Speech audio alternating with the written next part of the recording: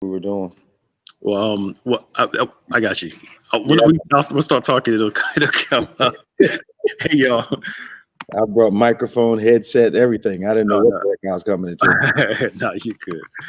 Um, hey, So y'all. Maya's not in the shadows today. That's because you notice we got the curls working, Pastor Nick. Oh Yeah, goodness. them I can send them bundles. You see, yeah, you see how it's coming down here. She's Those doing are a mess. you got the thing working. Yeah, She caught what I call it S's working this morning. Go Oh ahead, girl. goodness. Go on, girl. We see you. I it's try. coiffed and everything.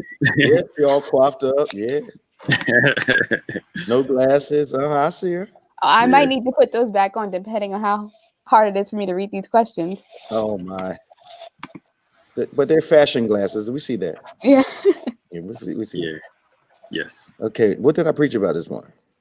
You did Isaac and Jacob and Rebecca and Esau. That Oh, whole story. the unexpected toxic people in Yeah. your family. Yeah. Yeah. Oh man. Yeah. I wonder what kind of feedback that's going to get. The stream of family toxicity. Yeah. Yeah. Hey Sid, how you doing? Antoine. Unexpected. Thank you, Katrina. Dr. Yeah. Shavis, good to see you. Good morning. Share, y'all. Joyce, how you doing? Yeah, you guys share with your friends. Ask them to jump on and follow us this morning. Share this with everyone. I think it's worthwhile. Yeah. I'm excited about next week too. Going to turn the story of Hannah and Penina on its head next week. Good. Yeah, I don't think I've ever heard it taught from that or preached from that context. We're coming. Okay. Anybody was toxic. It had to be Penina. Oh yeah, very much toxic. Oh yeah. Very much. Hi, Denise James. How y'all doing? Good. I'm glad they're listening in Florida. Is she going to come on our discussion today, Sid? Invited to join the discussion this morning. Yeah. Okay, Penny Folsom. Give her my regards. Hi, Denise James. How are you? Wow. Uh-oh. We got to behave now. Lionel's on. Hello. Lionel's on. What's up, Corey? How you doing? Wow, Corey coming into the chat, watching some church. Praise the Lord. Wow. He must have gotten saved in the meeting Friday night. Yeah. Or Saturday night, whenever it was. Yeah, it won't last too long. Hey, hey, Shakira, what's up? Hi, Come on up. Hi, Vicky. Hey, Vicky. Shakira. Sister Johnson, how are you? I know. Sharon Taylor, how you doing? Yeah. Stop calling you what? I think it's hilarious. It's hilarious. She'd be like, it's Linnell, not Lionel. I'm like, I think it's hilarious. Just keep it up. No, I got to black your name up, girl. Keep it up. I know it's Linnell. I got to call you. Keep it up. Keep it up. I'm making it ethnic. I mean, Hey, I think it's hilarious. Well, she's Tiffany, questionable. Linnell, that's questionable. Right. Smith is generic. So, yeah. We got little ethnic problems here. So we got to make sure she Lionel. Yeah. Yep. I still think it's funny when you go to hotels. Yeah, they like Nicholas and Tiffany Smith, such generic names. And they walk up and two black people show up. They're like, yeah, we weren't expecting this.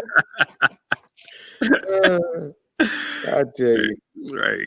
Audrey, how you doing? Pat Barkley, good morning. Yeah, Christy's Sister Phillips, Lawanda. Yeah. Is that Coombs or McKinney or who is which Lawanda is that? That's Coombs. That's Coombs? Yes, the Coombs. Mm-hmm. Give the Coombs family a hello for me. Give everybody a hug for me, girl. Yeah. Hey, Wanda, now the McKinney's on. Now the McKinney's on. Or as the children say, Miss McKinney. Miss McKinney. All right. Country bumpkin? No. We're not avoiding your Caucasoidness. Yeah. Hello, Katrina. Hi. Sonia Benjamin. All righty. Sonia Benjamin, tell Ralph I'm thinking about him and yet praying for his salvation. I'm believing, touching and agreeing with you, Sonia. Yes. That he'll come to know the Lord before long. Yeah. Yeah. Man, we had a great Thanksgiving drive this past weekend. Yeah. Yeah, it worked out. Gave away over 800 turkeys this year. Okay. We were blessed to get that many. Yeah, we were hindered by the season, by the corona, but we did the best we could. Yeah, and we got to give to some shelters, some food programs, and it was really good. Okay. Thank you for everybody who donated. Absolutely. To help us get it done. I'm concerned about the fact corona inhibited us from doing as much as we normally do. Yeah. In the thousands, but we had to work within the parameters of what we're dealing with now. So I'm glad we could just help those that we did. Yeah. About 800 families. So yeah, they were in line at 9 o'clock. Well, before 9 o'clock, actually. Yeah. I was like, wow. Not surprising though.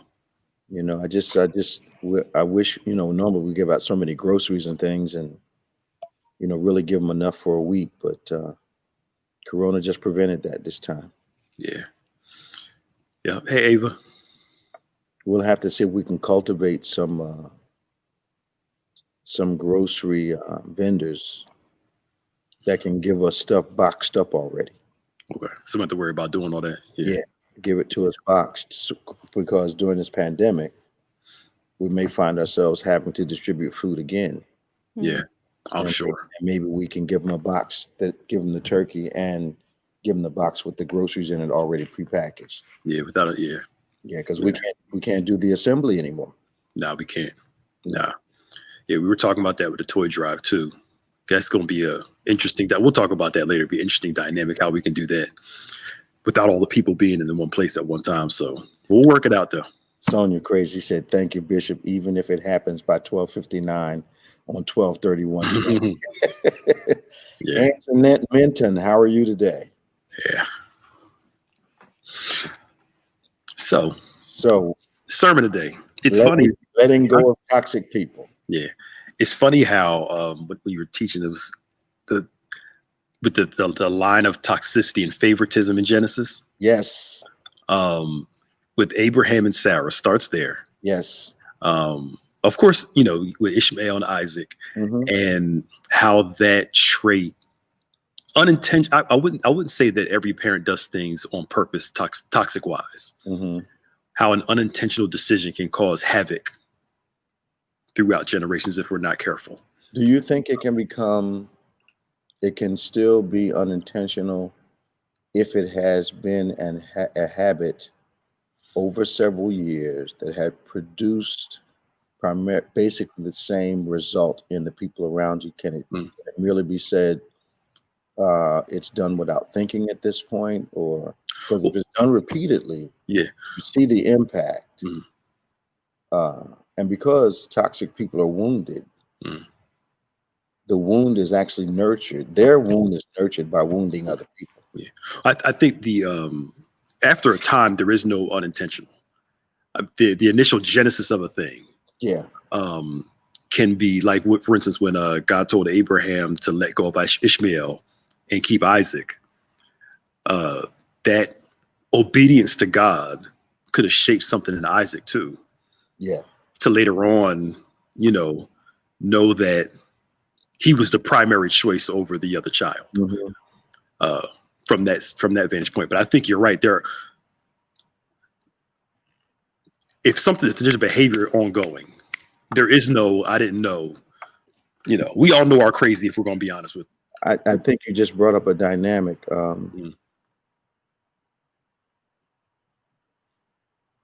Abraham and Sarah were governed by God's choice. But it was their job not to treat the boys as though one was chosen by God over another. The other, yeah. When in actuality, God chose both of them for kingdoms. But he had a specific assignment different from Ishmael. Yeah. That he had for Isaac. Right. But I think it was Abraham and Sarah's job not to treat them differently. And I think in that case, the toxicity of Sarah and the agreement of Abraham. Yeah. Caused Ishmael to feel like an outcast when God never allowed Ishmael for him to become an outcast. He became an outcast based on the fact that Sarah did no longer feel chosen by Abraham. Right. So you're saying that toxic people will create a plan, fulfill the plan, they get mad at the result. Absolutely. Absolutely. Yeah. And blame somebody else. Yeah, they do that all the time. Wow. Hey, Elena, how you doing? What's going on, girl? I just asked about you. I'm glad to hear from you. Cool. That's crazy, Bishop, how we talk about this often, like with young men that sell drugs and create these drug empires. Mm-hmm. You have to go through all that thought process to be that manipulative and toxic. If you could do all that for the negative, how come we can't use that same intelligence to do something positive? I talked to a drug dealer, very successful. And of course, I've had him in my family also. And the dealing is the shortcut to the wealth. And that justifies everything that has to be done. Yeah. You know, so no, I'm not going to college. I'm not going to intern at a corporation. I'm not going to climb up through the ladder. I'm going to fight my way up through an urban ladder, which is much shorter, and have the same money rewards as those who have gone to school. So the shortcut is what justifies. Okay. Yeah. So that's Rebecca and all that, the same thing, the shortcut. Yep. It's back to opportunity. Yeah, because like you said, God promised that Jacob would have it, but they wanted to create a shortcut. Yep, they didn't want to take the time. Yeah. Yo, I watched Jingle Jangle last night, right? What's Jingle Jangle? It's a new Christmas movie out. Yo, Bishop, I was surprised I liked it. It's a movie? Yes, it's a musical. And I was like, at the beginning, I was like, oh, here we go. I'm not going to like this. I was like, here they go with this thing. I'm not going to like it. But surprisingly, I liked it. And at the end, without telling, I'm not going to spoil it. In the end, the guy was basically saying, yo, I could have helped you, but you like shortcuts too much. That's all I'm going to say. Okay. And what you said just really made a whole lot of sense. And it made me think about so many people in ministry and life because they don't feel like waiting for the mentor. They reject the process. Yep. And the problem is the casualties and the relationships that are destroyed during the shortcut. Yep. The prodigal son. Yeah. But they don't look at the casualties of a rejected process until they're looking back and see how many people they've impacted. Yep. Yeah. It was, you should watch the movie. It was actually pretty cool. Okay. We got some questions in already, Maya. Yep, sure. So this one's from Denise. When you let go of toxic people, how do you walk amongst those who have not? The conversation with others is now central around letting that person go, especially when it's family members. I think you have to enjoy the liberty from the internal storm that the toxic person has caused or has helped perpetuate in your life. I think that people who are not going through or who haven't gone through what you're going through are often the ones that give you advice on how to handle it. And it's unfortunate, but that's human nature. Don't tell me who to put up with when you would not have put up with them either.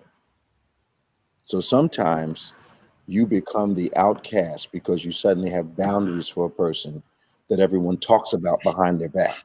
Wow. You know, so you have to be strong enough to want the independence and the peace and not really care what other people have to say. Yeah. Wow. And I've had to do that in my own family.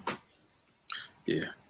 Why do you think people, they want you to care about the victims, the perpetrator's feelings more than the victim's feeling? Why do we give more mercy to the one that did the wrong and not the person who's been wronged? Because the church, in their part of this, has taught people an error regarding these type of people. We've given them, we always tell the victims to pray, even though the perpetrator is continuing their behavior. It has indirectly given the people the impression that God is more concerned with the perpetrator than he is with the victim, which is absolutely not true. In reality, God is concerned about the victim and the perpetrator, but he is highly focused on victims. Yeah. And we need to stop teaching people that he gets glory by you suffering without a kingdom reason. God never suffered without a reason. Jesus never suffered without a reason. And that reason always had a remedy. Yeah. You know, so this thing about, just let them do what they're going to do because God's going to get glory. There wouldn't be any hell if that was the case. Right. Talk your talk. Go ahead, Maya. Sorry. Do you think that some parents know they are toxic towards a certain child because he or she reminds them of themselves? Yeah, and unfortunately, but to go along with that, Sid, it is easier for us to produce a mini-me based on the evil in us than it is the good in us. So some people, and I don't know what this is, are so self-destructive that they pass that same thing on to the child that reminds them of themselves. Yep. All right, here's one from Simona. Am I wrong with not wanting to be around a toxic person that is dating a person in my family and not treating them right? You're absolutely not wrong with that. And what you do, Simona, is wait until the relative asks you why you have not been around. And then you can give them a very quiet, calm explanation as to why, but also always from the point of your concern for them. And you're not liking the way they're being treated. If you bring it up, you're going to create an offense. If they ask the question, you'll probably come out of the conversation without an offense being created. That's good. All right. Audrey, if you recognize that your parent has been toxic their entire life, do you decide to separate yourself from their behaviors? How do you continue to honor them so that your days may be long upon the earth? It's not that difficult. Just like we set boundaries for children, we have to, as adults, we have the right to set boundaries for our parents. So there are things now that you're a grown woman, Audrey, that you don't have to take from them. And we learn how to say, now, Mom, now, Dad, I don't like it when you do that. So, we're going to have to decide. I'm going to be around you. If you're going to do this, I'm going to have to put a little distance between us. Sometimes distance is the thing that works with family members. And once again, the distance will cause even a toxic parent to ask the question, you don't come around as much anymore. What's wrong? I'm glad you asked me. This behavior has always bothered me. That behavior has always bothered me. It looks like you were not going to change. So I had to make the adjustment and set a boundary for myself. That is not dishonoring a parent. How do I get over the guilt of cutting off toxic people? Doesn't the Bible say to always forgive others? Forgiving does not necessarily mean that you're going to be going to lunch with a person. Forgiving means also freedom from them. So we forgive for two reasons: to reconnect or to put distance. Those are the two reasons that we forgive. And when you forgive a person, it's not giving you another chance, it's giving the offender another chance. So if they don't respond favorably to the forgiveness, then you don't have to keep casting your pearls among swine. You forgive them for you and put the distance there so you don't have the drama anymore. Here's another question. Can you explain what you meant when you said the favorite child chooses the parent? I would love to. We have the impression that the favorite child is chosen by the parent. That is incorrect. The favorite child chooses the parent. And this is what I mean. Say in my own dynamic. Part of my life's mission was to make my mother happy. And because I anticipated her needs and helped her wherever I could and made it my duty never to shame her, but always to make her proud, I gained a certain honor in the family. And that honor is what most children who have not honored or not received honor call favoritism. So I chose to be the favorite, which is why I became the favorite. Mm-hmm. I behaved in a way that caused my parent to honor me. So in the eyes of my siblings, I became a favorite. But I made the choice to serve my parent.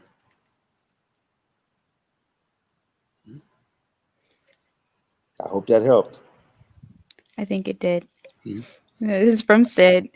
I can't remember how you said it, but it was start over. I can't remember how you said it about conscious this morning, but it was good. How is it that people can become so numb to offending and hurting others?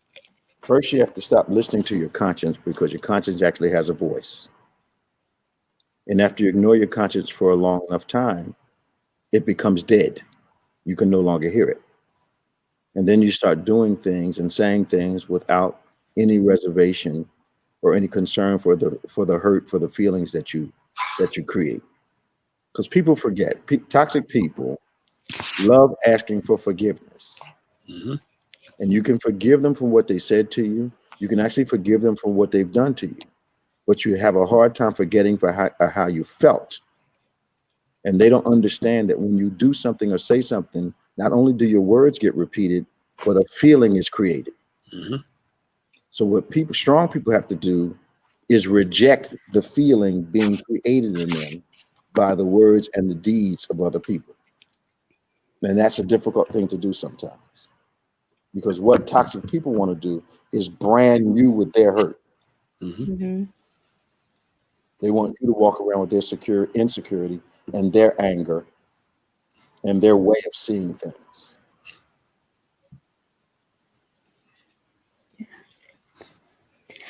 As a parent, we often see our dysfunction play out in our children. How can we help them when we are still learning to correct ourselves? I think it's an ongoing process, but I think you have to be committed.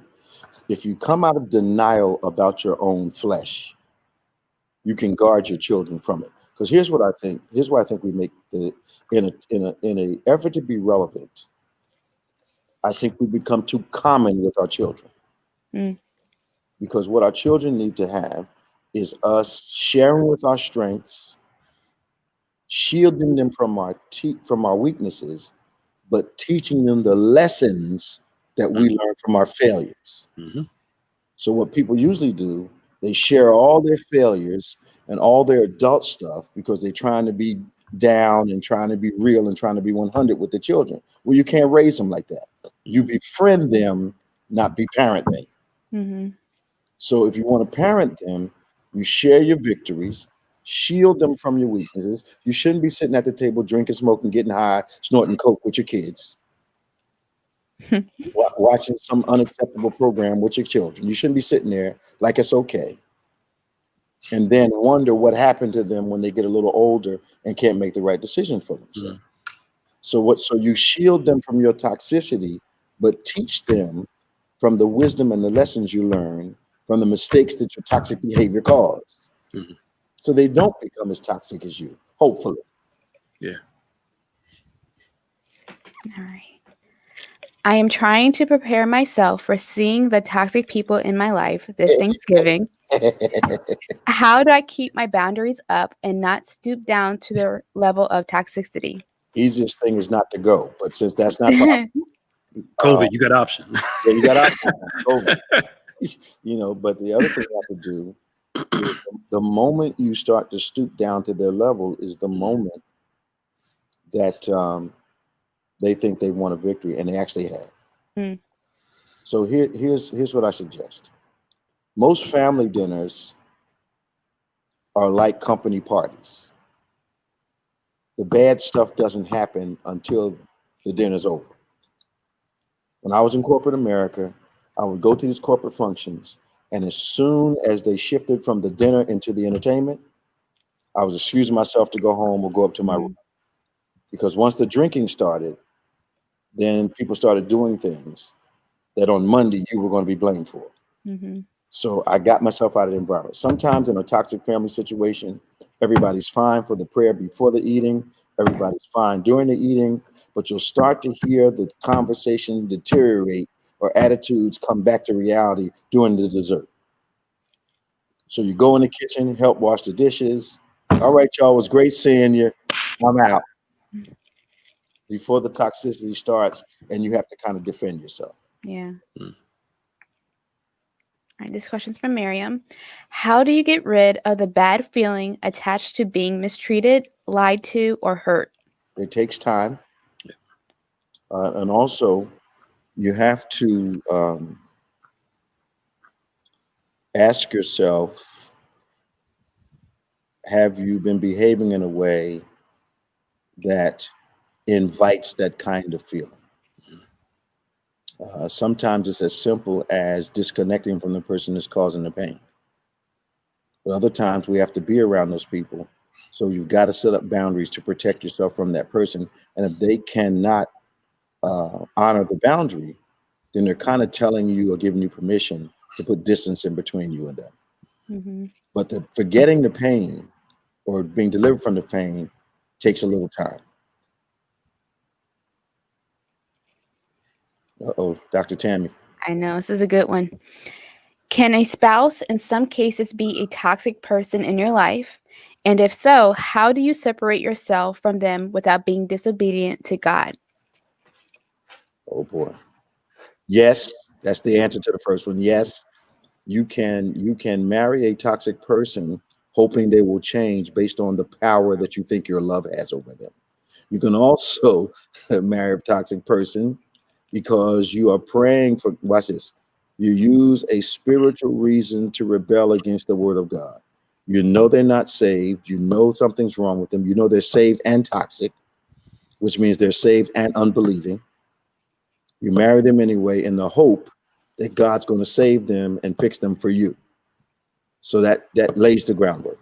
Mm-hmm. So if you're married to that person, you have a right to establish the boundary and to identify their toxicity. If your spouse does not listen to you in those things, and most times toxic people will not consent to being counseled, you have to have what I call a do or die, feet to the fire conversation with them about what you are willing to do and what you don't want to do for the next 20 or 30 years, and tell them to make the decision, because they want you to love them enough to take it, but they may not love you enough to change. Mm-hmm.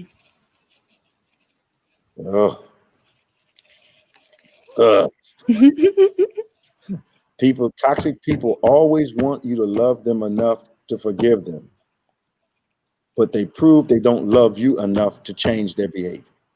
Mm-hmm. I'm not trying to be difficult. I'm just trying to be real with you.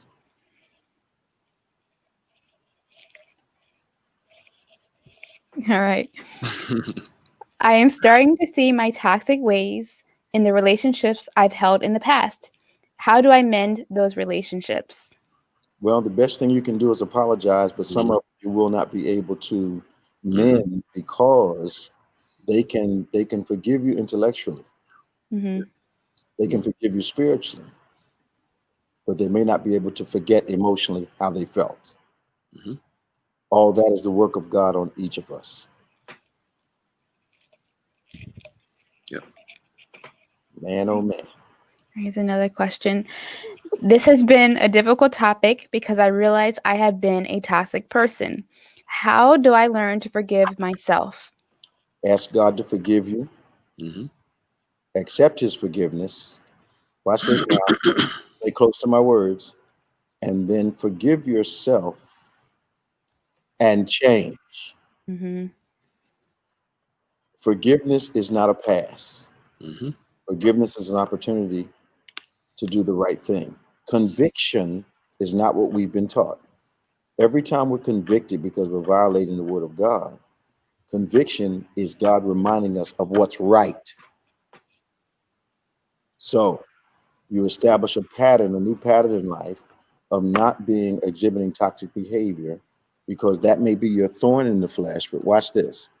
God does not give us a thorn in the flesh and give us grace, saying it's okay for the thorn to win every day. He gives us the thorn, but also gives us grace to have victory over the thorn every day. So your daily battle may be not exhibiting toxic behavior as God is delivering you from being toxic. Now, here's the deeper thing. You have to connect, go back in your mind and connect when the wound was created or when the insecurity began. Because toxic people are usually wounded or insecure or both. That's where you start. All right, here's another question. Should I let a person who was once toxic in my life back into my life? They say they have changed, but should I give them another chance? I say you gradually allow them into your circle of acquaintance. But friends are often in the circle of influence. So you see whether they can be promoted again. Mm-hmm. Because what happened is they probably did not appear to be toxic when you all were just casual friends. But as real friendship develops, accountability and responsibility develop in a friendship. And then the toxic behavior comes out, because when accountability and responsibility are demanded by a relationship, real character emerges.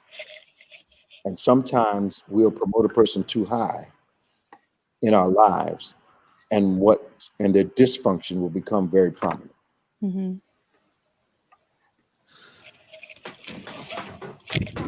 Okay. You all getting this? I hope so. It's good stuff. Mm-hmm. I'm dealing with toxic siblings who resent me for being the favorite child. How do I get past the hurt of this bad relationship with my family? First off, don't apologize for having chosen your parent. Don't apologize for having chosen your parent. Don't allow them to diminish the glory of having the honor of your mother and father. At the same time, at some point in your life, you have to stop worrying about people who actually, because toxic people actually want what we have. But the only way they know how to express themselves about it is through criticism, creating anxiety, saying mean or hurtful things, because they're wounded by their own insecurity. And what they do is instead of healing the wound in their private time, they feed the wound or keep the wound open in their private time, because they're great at being isolated and coming out with an attitude. It's like this. It's like somebody's thought about something for a month and sees you and starts having a conversation thinking about for a month and expect you to have the right answer for that. Yeah. Right on the spot. Toxic people are famous for that. And they come up with, I knew you weren't going to have anything to say. I knew you wouldn't say anything. I knew you wouldn't agree with me. Well, I didn't disagree. I just didn't answer you. Mm-hmm. The toxic people are not satisfied with most of the answers they receive. How long do we hang on to a toxic marriage? Mm-hmm. And what signs of change should we look for? Well, the Bible lets us know that fruit is the evidence. An apple tree is not an apple tree because it intends to bear fruit. Mm-hmm. An apple tree is an apple tree because it is identified by the fruit that it bears. So, for some people in life, it's enough glory to have an intention. Mm-hmm.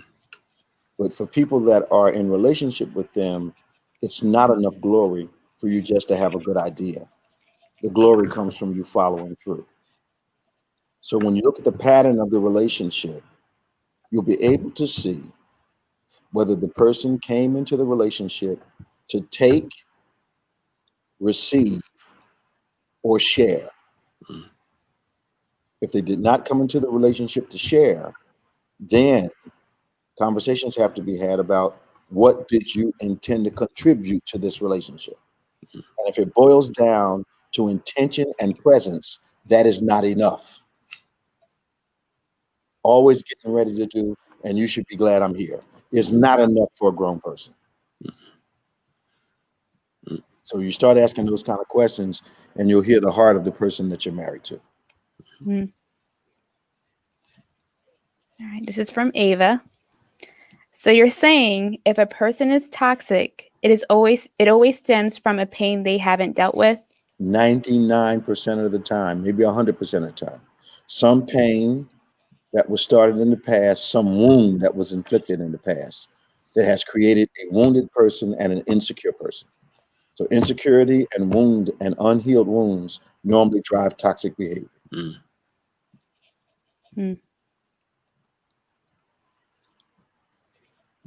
Those are all the questions I have at the moment. Jeez, they were some deep questions. Like a counseling session. Man. Yeah. They got counseling for an hour. Right. Here we go. Here they go. Here comes the second wave. You watch. Yeah. So Pastor Nick, I'm amazed. I don't know why I'm still amazed after all this time. I was like every series that we do, that I do, that you do, I'm extremely cautious about presenting it. And this one I was very cautious about presenting because A, I thought there wouldn't be much interest in the topic. And B, I didn't know if people could be real enough about their loved ones, about themselves, to really receive what I was saying. But then I realized once I started putting it together that the revelation of others would probably cause a self-revelation. Yep. You know, so I'm really gratified by the response and the interest, and once again, God proving that He knows more about people than I do. It's like when we say you all know somebody who does such and such so and so. You really like, no, we talk about you. But you're right, that other brought in the self-reflection. Yeah. Linnell has a question or a question. Yes. And Sid had one too. Yeah, I see. Have you ever seen others side with and condone prominent toxic behavior due to what they may get out of their relationship, even if it is at the expense of the ones who have been hurt by that person? Absolutely. That's classic toxic behavior. Because it's toxic to condone the toxic behavior of someone else. And toxic people normally are transactional, not relational. They're looking for an advantage in the person or leverage from the person. They're like Jezebel. They use someone else to get to the position they want to. I don't think Jezebel ever loved Ahab, but she saw him as leverage so she could, if you will, become a king disguised as a queen. So yes, I've seen it over and over again. And you'll see it in friendships, Tiff. You'll see it in marriages. You'll see it in siblings. You know, even toxic siblings who try to convince a quote unquote good child to do something bad so they can get the dishonor of the parent for a moment. You know, it's an amazing leverage type of dysfunction. Why do some folks feel like they should be a martyr and stick out with the toxic people? Silly, because they think, but also on a serious tip,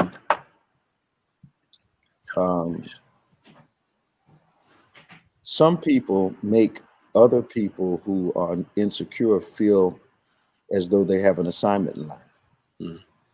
So you can have what I call a salvation complex and hang on to someone who's crucifying you at the same time. So you get this Messiah complex where you're going to save everybody, but oftentimes it's at the expense of your own safety. That whole compensation you said back in March or April, I can't remember April, that thing blew my mind. You're right. There's some compensation they're getting out of this relationship. Every relationship, there's compensation. Yeah, it makes sense. And when the pain starts to override the compensation, that's when it's not worth it anymore. Yeah. Yeah. Wow. Yeah.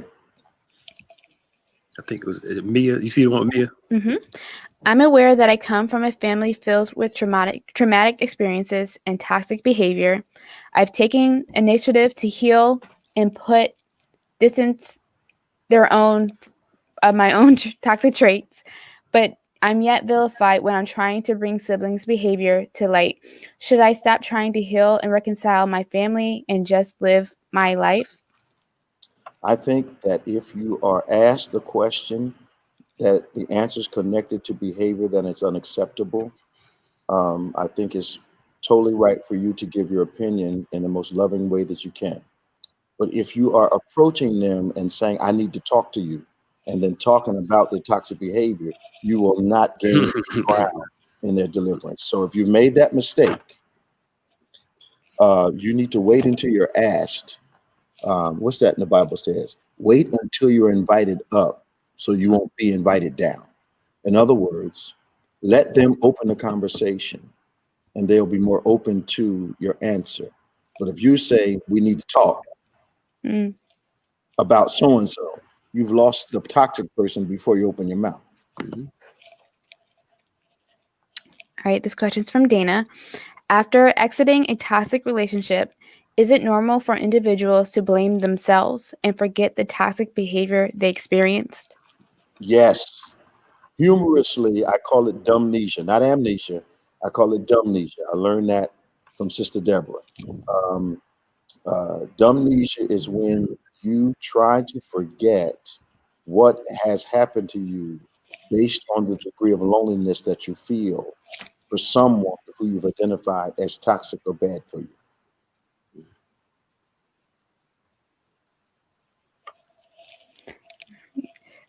That's all the questions I see for right now. Okay. Yeah. That was Dana? That was Dana, yep. Okay. I think that the question comes up about the whole guilt and feeling bad for leaving a toxic person. I think when we look at scripturally, letting go of a toxic person that you love is not always easy. Not at all. Else Abraham would have easily gave up Lot or easily gave up Ishmael. The Bible singles out the struggle that Abraham had to give up Ishmael. But he loved his future and God more than he loved a toxic person. Absolutely. And I think the guilt is going to be there at times, or you say the missing the person can be there at times. But I think, we have this strange affinity for loving a toxic person more than they love us. Yeah, well, and Abraham loved Lot so much, and most people do know that Lot's name actually translates trouble. Love the troubled person so much that they get a Messiah complex and want to take them along anyway. Even though intellectually they know that Lot should not go with them, spiritually they know. But you have to invest so much of yourself to stay with a toxic person that your bar of acceptance is continually lower until you get to a place that all you have is holding on to them. And then they have to do something incredibly spectacular to make you say, okay, God gave me an out once. Now I had to go through this journey again for him to simply take me back to the same out. Yeah. We get the ability to make the decision. The first time he said leave Lot alone, it was without conflict. The second time he decided to leave Lot alone, it was after he had wasted tons of time trying to manage Lot's behavior. Yeah. And toxic people will not be managed. All right, here's another question from Denise. Can people get addicted to other people's toxic behaviors? Absolutely. Like a drug. Because of the compensation. Because of what you get out of it at an emotional level. Now watch what I'm going to say next. That if you thought about it, it wouldn't make sense. That if someone else was doing it, you tell them to stop.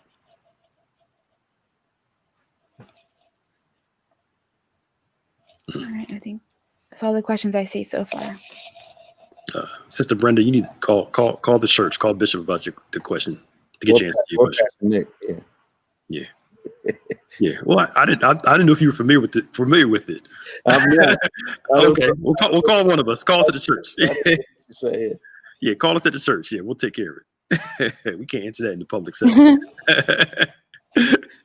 All right, here's another one. Can you talk more about how to forgive a toxic person who is no longer here? Okay.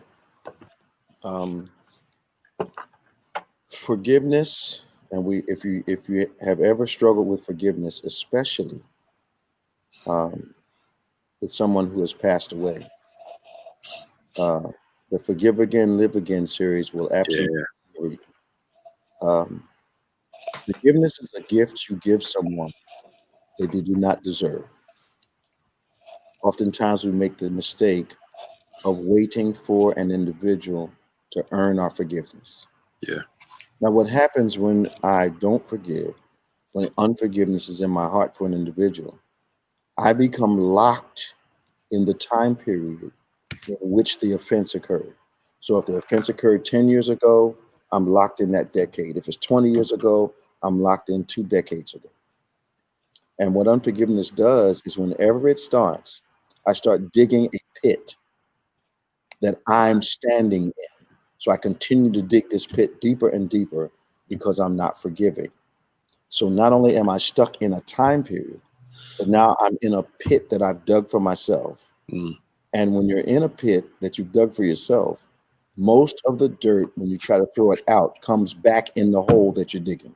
So you end up burying yourself in a time period that you've lived past physically, but haven't lived past it emotionally. So you forgive them. Forgive yourself if you need to, so that you can be free of the time period and finally climb out of the pit. But remember, forgiveness is a gift to someone who does not deserve it. Yep. Yeah. Is there a difference between dysfunctional and toxic, or are both terms used interchangeably? I think you can use them interchangeably. I think dysfunctional behavior can be toxic, and toxic behavior can be the product of dysfunction. I think yes, because they both have an impact on the people that are around them. Mm-hmm. I think some psychologists may say there's some difference, but at the end of the day, the fruit that it bears is awfully similar. Yeah. Yeah. All right, here's another from Belva Moore. Would you agree that there is a difference between being married to a toxic person and dating one? Absolutely. Absolutely.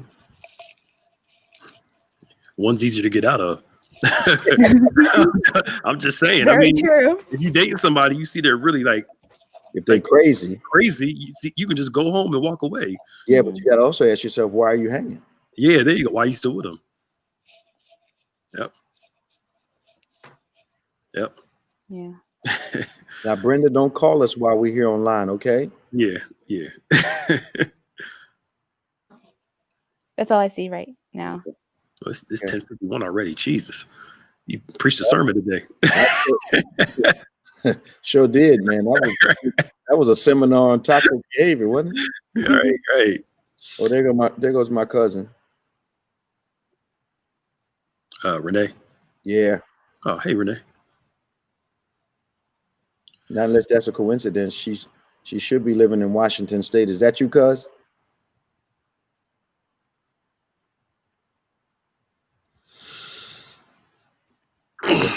That looks like her to me.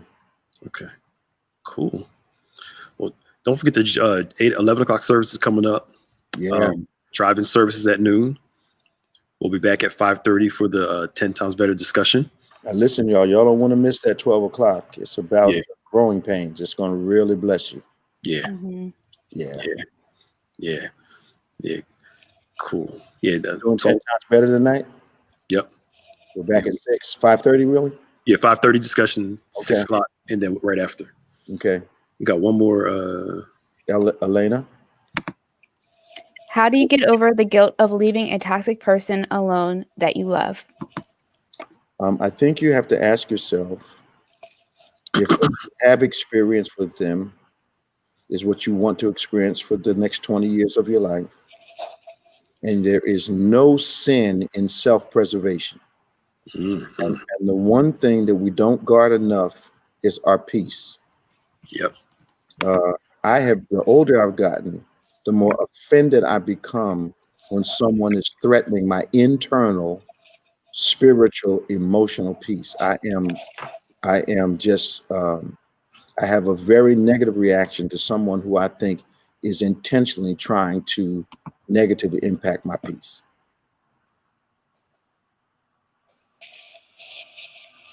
I think Ladybug might have missed this explanation, but we can say it again.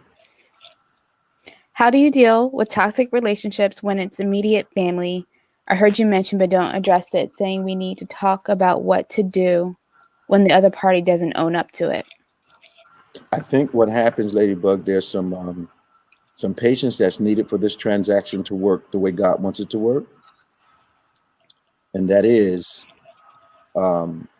if you put distance, what I found with toxic people is they like attention. If you put distance, because part of their compensation is your reaction. And part of their compensation is you becoming their opportunity to express their toxicity. So if you put distance between, you slow up on calling or not calling, or they call, they want to go to the mall, and you say you're busy. And I've always said this: you don't have to explain why you want to stay home. I'm not going out today. I'm staying home today. You don't have to explain. It's like not having to explain why you won't lend somebody your car. Yeah. I ain't got to tell you why. I want to see it in the driveway. I want to know it's outside. That's enough explanation. So what you have to do is just be patient, wait, and their need for your attention will cause them to ask. We don't go anywhere anymore. We don't. You don't hang out. You don't call like you used to. Now, mind you, their phone has not stopped working, which is another offensive thing. Don't tell me I don't call and you don't call me. Mm-hmm. So you got to wait for them, and they're going to ask you why. Then you have the opportunity, because if you bring it up, I need to talk to you, and it's about them, and they didn't invite it, you're going to have an issue.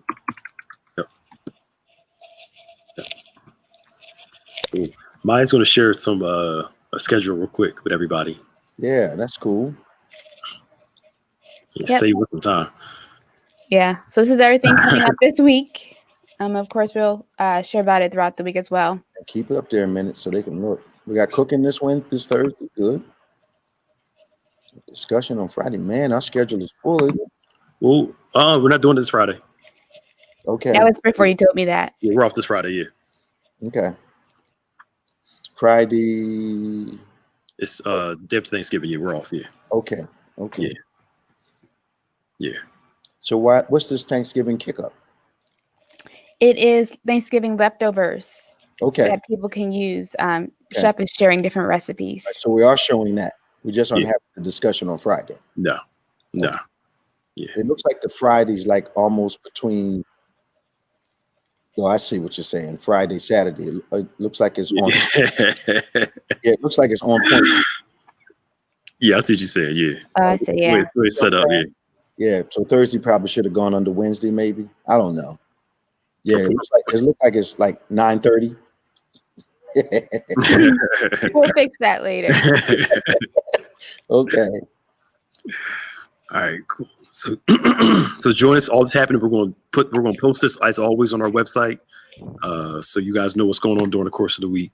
And we got to get off. It's like 3 minutes to 11 o'clock service. Y'all can get the service started. All right. Bless y'all. Bye. Bye. Thank you.